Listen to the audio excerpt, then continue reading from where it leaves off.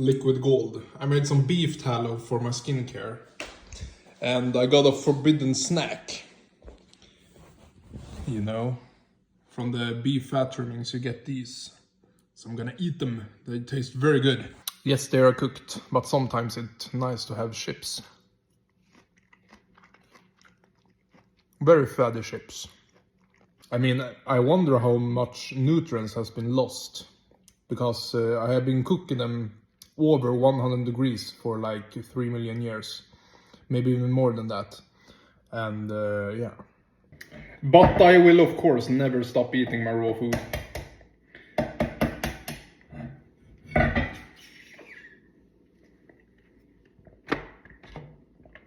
It's too convenient to stop and also too nutritious.